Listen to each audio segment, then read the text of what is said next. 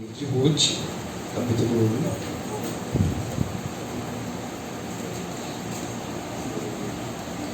1. E diz assim: no tempo em que Israel era governado por juízes, houve uma grande fome naquele país.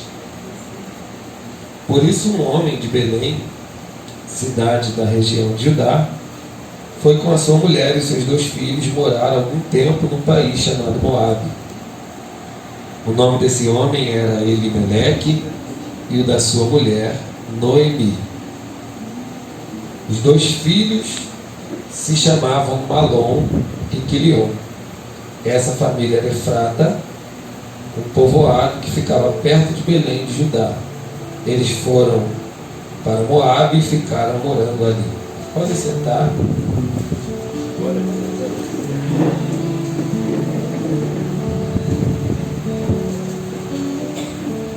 Nós estamos diante de um texto histórico que conta a história de Ruth, mas que também conta a história de Noemi, seu esposo Elimeleque, que por motivo de uma fome em Israel, eles peregrinam para Moabe para procurar uma nova oportunidade de desenvolver, de crescer. Pois naquela época o trabalho com a terra era muito espansoso, quase todos trabalhavam assim. E como a terra estava seca, houve fome, e eles se mudaram para procurar uma nova oportunidade de vida, um novo crescimento e tal. E saindo Elimeleque com a sua esposa Noemi e seus 2 filhos Malom e Quilion, chegaram lá em Moabe. E lá Elimeleque, o pai da família, veio a falecer, ficando Noemi viúva. Então os seus filhos Malom e Quilion tomaram mulheres moabitas e se casaram. E o nome de uma era órfã e a outra se chamava Ruth. E a Bíblia também conta-nos a história que os 2 filhos de Noemi vieram a falecer, ficando Noemi viúva com as suas 2 noras. E nesse tempo, passado 10 anos, a Bíblia fala que Noemi ela descobre que a sua terra foi abençoada por Deus e ela resolve retornar à sua terra. Você sabe que nós somos seres humanos e nós temos defeitos, todos nós. Uns podem ter menos que os outros, porém todos têm defeitos. E isso até que é bom para nos fazer entender o nosso irmão, porque se nós não tivéssemos defeitos, acredito que o orgulho tomaria conta de nós de uma forma que a gente não suportaria estar perto de alguém que falha. Por isso o Senhor Deus, Ele nos deu a sua graça maravilhosa, né, para todos. E a graça que vem do latim grati, agradecido, ou agraciado, feliz. Aquele que recebe a graça, ele precisa ser gracioso.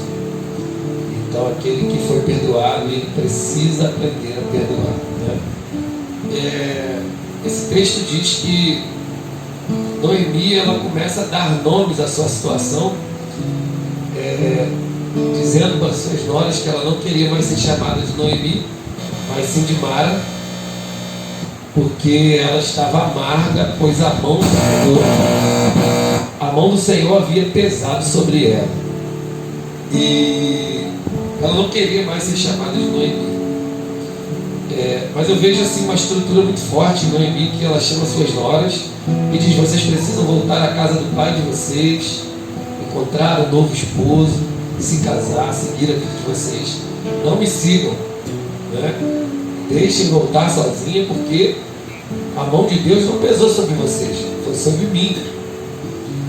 Então elas se abraçam e o choro é alto, e a palavra de Deus diz que uma das suas noras, chamada Orfa, retorna aos seus deuses, à sua família, e ela declara para sua nora Ruth, dizendo: faça como sua cunhada, volte aos seus deuses, aos seus pais, case de novo, Porque naquela época era de costume, quando o marido falecia, a mulher tinha por marido o cunhado, né? E quando o cunhado falecia, o outro cunhado. E assim, não tendo mais filhos, casava com o pai, com o sogro. E Noemi não tinha nada disso para oferecer às suas noras. E Noemi disse, mais ousada, que ainda se ela tivesse esposo naquele dia, e naquele dia ela tivesse filhos, será que as suas noras esperariam os filhos crescerem para então se casarem? Noemi está trazendo a realidade. Você sabe que com Deus não há nada escondido, né? As coisas de Deus são bem claras. E Noemi foi bem clara. Quem é que quando está enfrentando um momento difícil não quer alguém lado a lado? Não quer alguém do seu lado, alguém para apoiar, para estender a mão? Noemi precisava de um tanto delas. Mas Noemi não queria que elas sofressem como Noemi. Não tivessem marido, não tivessem mais filhos, sabe? Porque tem momentos na nossa vida que a crise chega para nós. E nós não podemos obrigar as pessoas a ficarem do nosso lado, enfrentando o nosso problema. Amém, queridos? Amém. A crise, como uma tribulação, ela bate na nossa porta.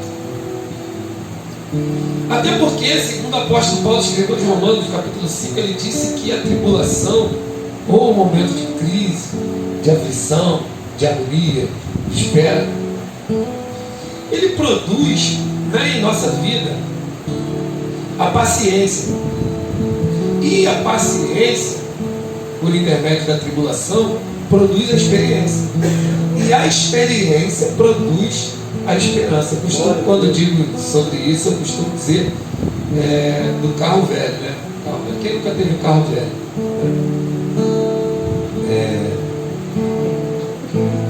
O cara que o primeiro carro dele foi novo, nem o tranco ele sabe dar, não tem experiência nenhuma. O cara, quando ele tem um primeiro carro novo, quando o carro enguiça, ele perde a paciência. Mas o cara que tem o primeiro carro foi velhinho, quando o carro enguiça, ele já sabe até onde é o problema, porque pelaquela tribulação ele produziu experiência, sabe? Produzir paciência nele, ele fala assim, e agora, como é que vai ser? Ele tranquilinho vai lá, mexe no fio, não sei da onde, mexe alguma coisa, o carro liga novamente. As pessoas dizem para ele, você não vai conseguir fazer essa viagem com esse carro.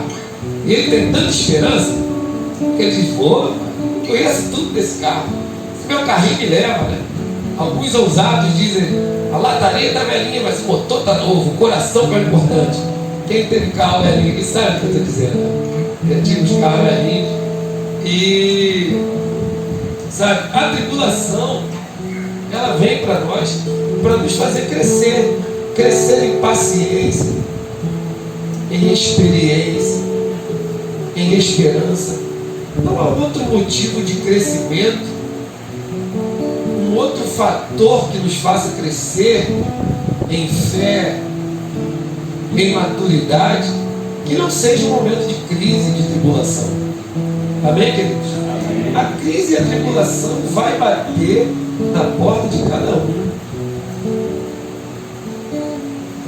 Uma vez, o Espírito Santo falou comigo que para eu ser um líder, eu precisava aprender a liderar, governar, administrar as minhas próprias vontades, o meu corpo. Porque se eu não consigo dominar o meu próprio corpo, as minhas emoções, as minhas vontades, eu não conseguirei ensinar ninguém a ser um bom administrador da sua própria vida. Eu não poderei fazer discípulos. Eu serei como um fariseu. O fariseu, eles mandavam as pessoas praticar o que eles mesmos não praticavam. Mandavam as pessoas carregar o peso que eles não conseguiam carregar. Então, eu digo para vocês, se vocês desejam crescer no Evangelho, amadurecer e desenvolver, se preparem para os momentos difíceis. Eu peço a vocês que deem sorriso quando o momento difícil bater na porta de vocês.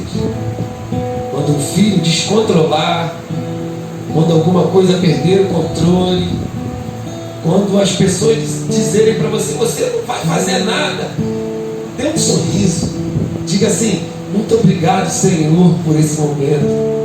Pois o Senhor quer me fazer aprender algo a mais. O Senhor quer pegar na minha mão e me fazer crescer mais. Eu achei que eu já era bom, Senhor, que eu era um bom ministro, que eu era um bom líder, mas eu estou vendo que o Senhor quer me levar em lugares mais altos. Aleluia.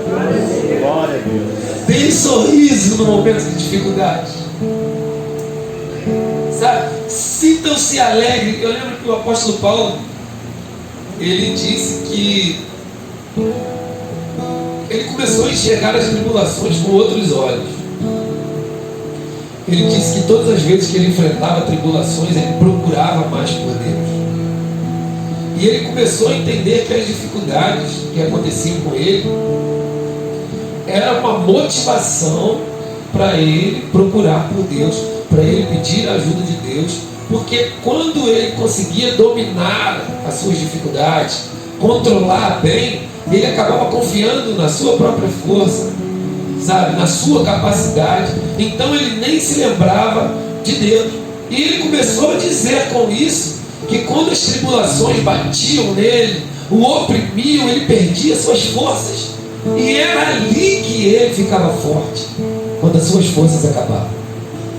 Porque era ali que as forças de Deus começaram a agir na vida dele.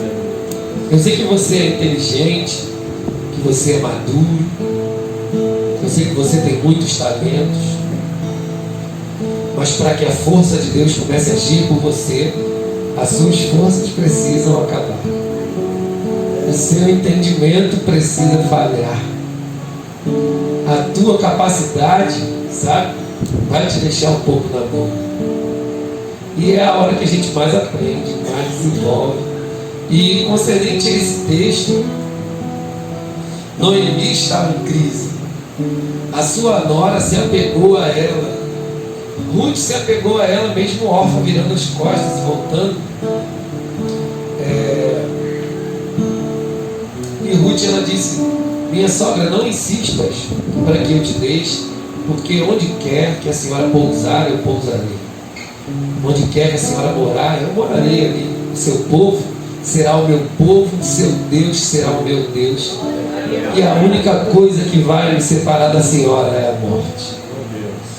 E Noemi, vendo que Ruth estava decidida, parou de tocar no assunto, voltou para casa, sabe? Chegando lá, eu imagino que ela deve ter encontrado um barraquinho cheio de teia de aranhas, muito tempo sem voltar. E acredito que mesmo trazendo um pouco de mantimento de Moabe, ela não tinha muita coisa quando chegou na sua terra. E por isso Ruth, ao olhar aquele cenário, sem roupas, sem alimento e tal, ela diz: minha sogra, eu vou sair para trabalhar, para sustentar a gente.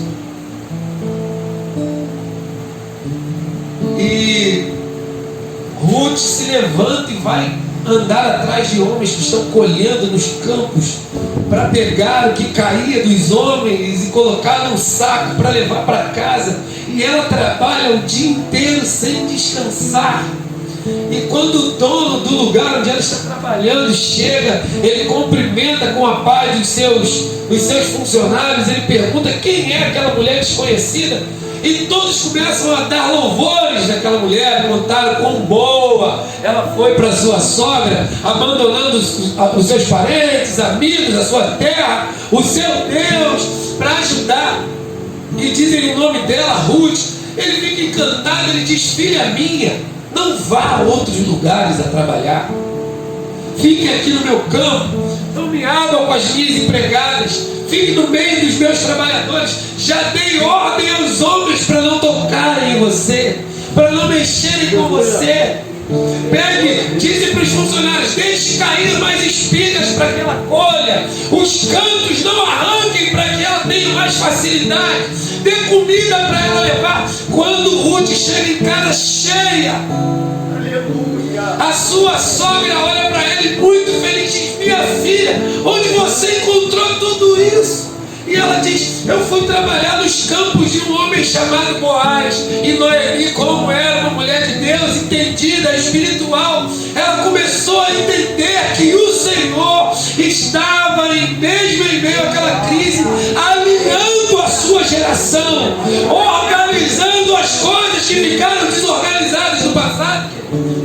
E Deus, ele é muito bom em organizar as coisas. Glória a Deus.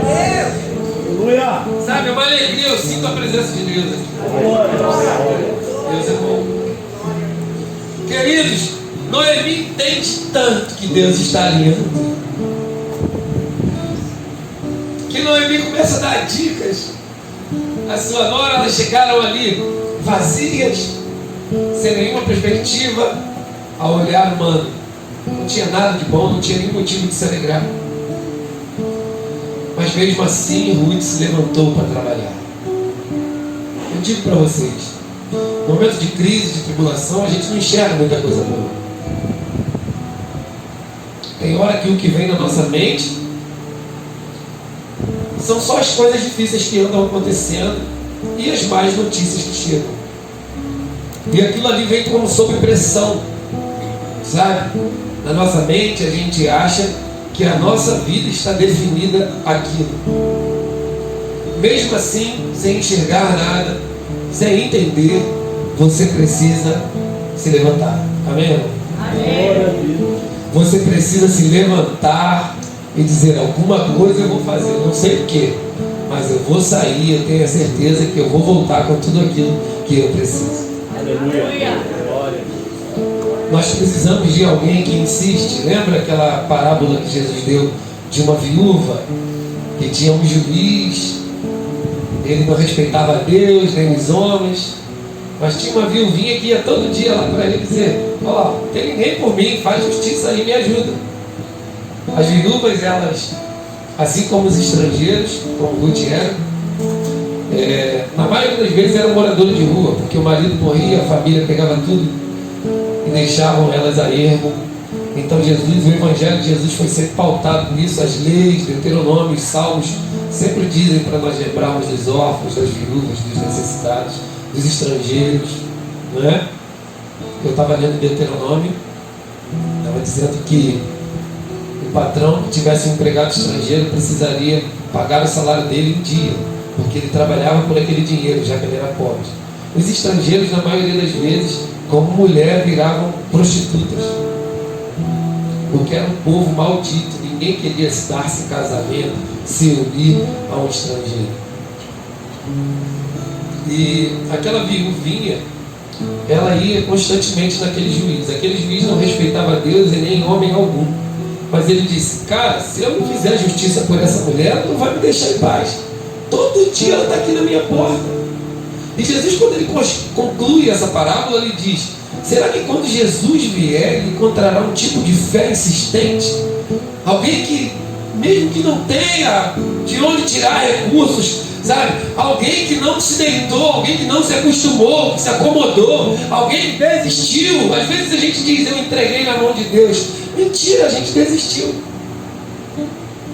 Só que a gente quer dar uma palavra mais bonita: entreguei na mão de Deus. Você precisa ser alguém que mesmo confia, mesmo sem algo. A fé é isso, queridos. A fé é você acordar de manhã, olhar para cima e está tudo nublado, e você botar o biquíni e ir para a praia. Porque você acredita que vai fazer sol, gente. Sabe? É você sair, olhar para cima, está tudo nublado, é pegar o guarda-sol e falar assim: vou para a praia, todo mundo vai chover. Mas você acredita que aquilo vai dar certo, gente.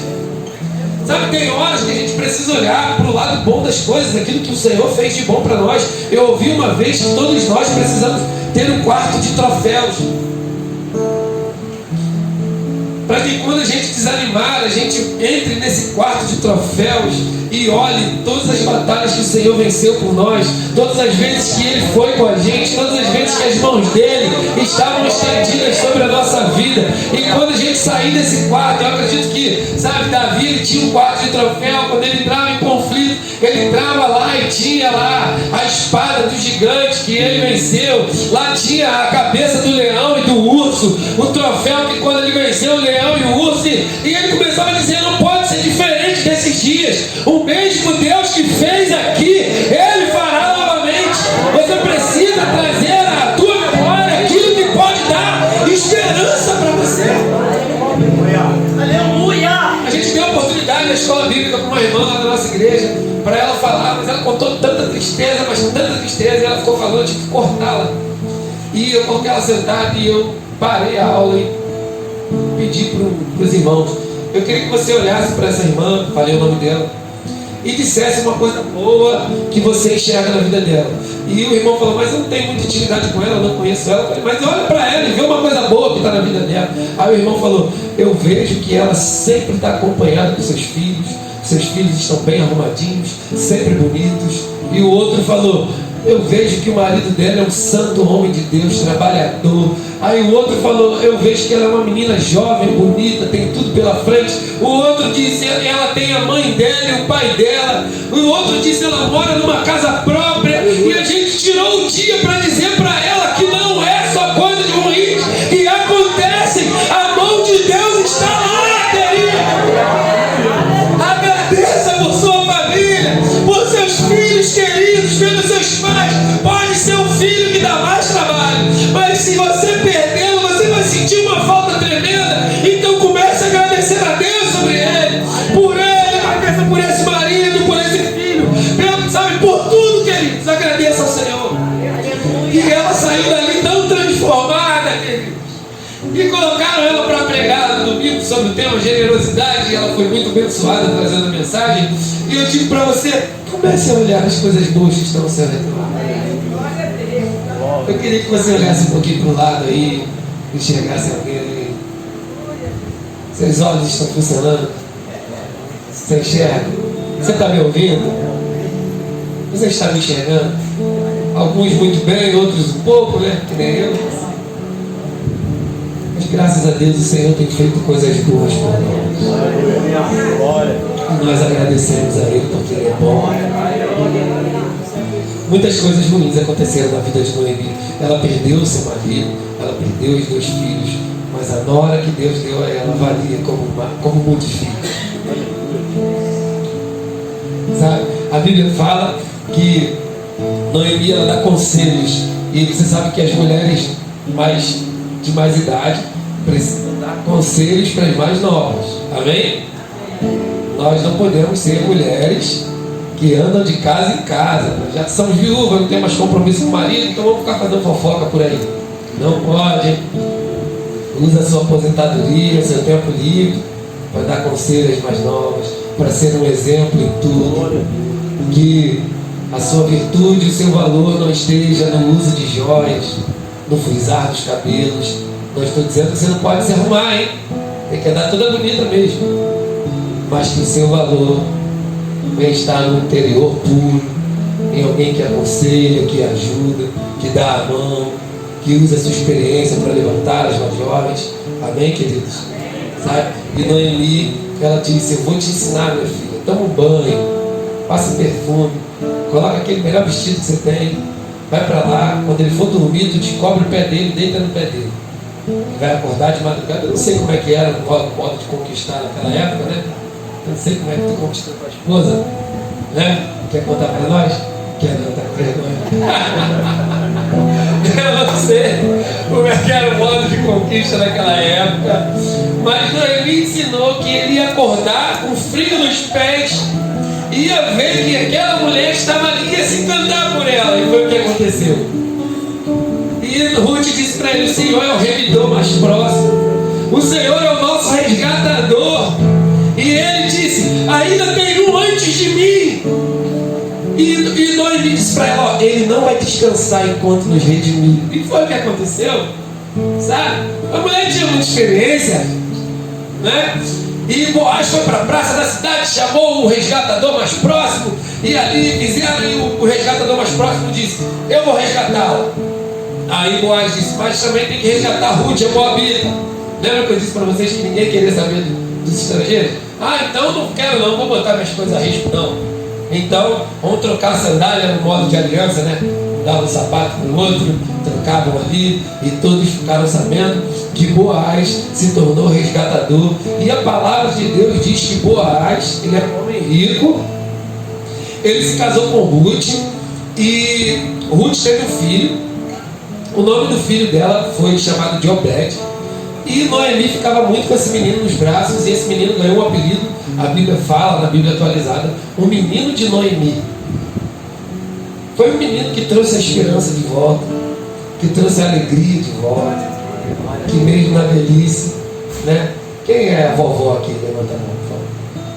Você sabe o que eu estou dizendo, né? Quando seu filho já está grande, já foi, só traz problema, não é isso? Só vem na tua casa quando está precisando de dinheiro. Não é assim não, né? Aí traz aquele bebezinho e você fica encantado, né? Você fica encantado, e assim estava no Ebi, a vovozinha e tal. Ela entrou na genealogia de Davi.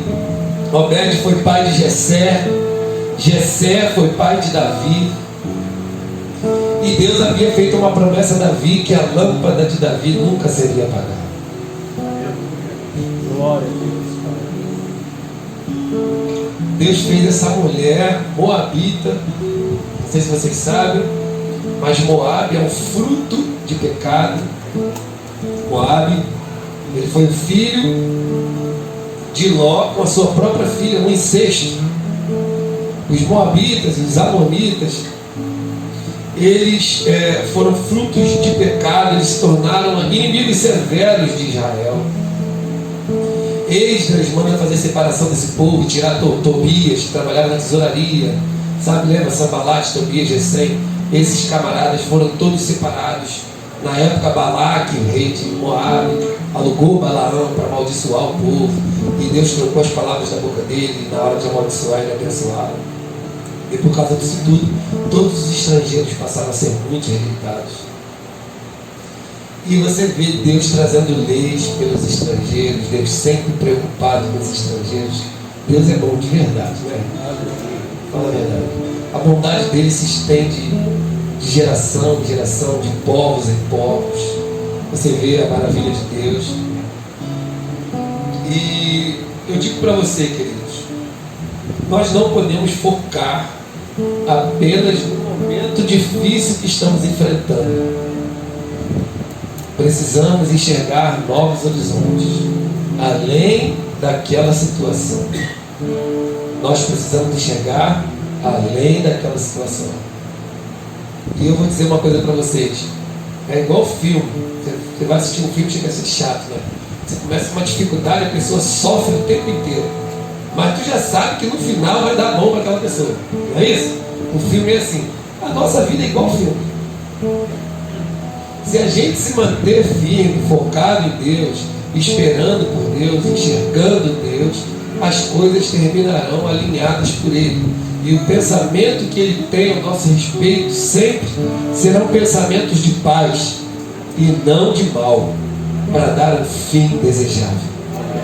Sabe? Então, eu digo para vocês, espere no Senhor. Você vê todo o alinhamento lá, José sendo escolhido com Maria, Maria dizendo para o anjo Gabriel, como vai ser, como eu vou ficar grávida? Eu não tenho marido, ainda não tenho relações com o homem. E o Gabriel dizendo para ela, descerá sobre ti o Espírito Santo, e você ficará grávida. E ela fica grávida do Espírito Santo, só que o anjo Gabriel esqueceu de avisar José. José faz as malas de madrugada para fugir. Não acredito, né? Eu brinco falando sobre isso. Deus pode ter falado para o anjo Gabriel, falou com Maria, mas me esqueceu de José. Ó, José vai fugir, cara, vai. E o anjo sai correndo, né? Fala, José, não tenha medo de receber Maria como tua mulher. Está sendo gerado no ventre dela do Espírito Santo. Todo um alinhamento. Jesus sendo chamado por muitos, filho de Davi, tem misericórdia de mim. Sabe, todo o alinhamento é um alinhamento geracional. Ainda que, sabe, o que Deus prometeu não está acontecendo, mas eu tenho a certeza que o Senhor está alinhando a sua geração. Eu queria que você acreditasse nisso. Eu vou liberar uma palavra profética para você.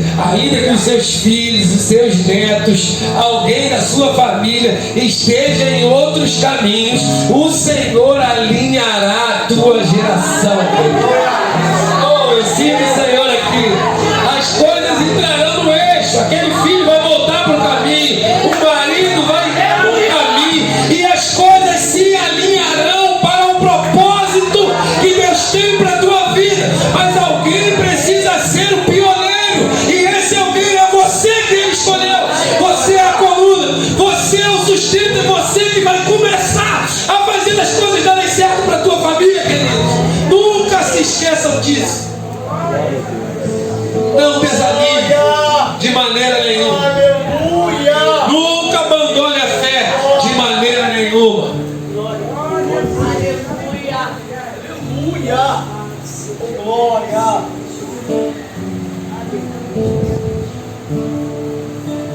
Eu digo para vocês, esse livro deveria ter o nome de Noemi, de Elimelec, mas esse livro levou o nome de Ruth, que está marcado até hoje. Por quê? Porque Ruth foi uma mulher de fé. E eu quero dizer para você, os seus netos, os seus filhos, os seus bisnetos precisam lembrar que você foi um homem de fé. Que você foi uma mulher de fé. Que a mudança para eles começa em você. Aleluia, Deus. A virtude que eles esperam começa em você. Se mantenha de pé hoje. Se pensar, ficar triste e duvidar, entra no teu quarto de troféus. Lembra todas as vezes que Deus foi contigo e Ele sempre será. Que Deus abençoe vocês. Eu sou grato por essa noite, por essa noite.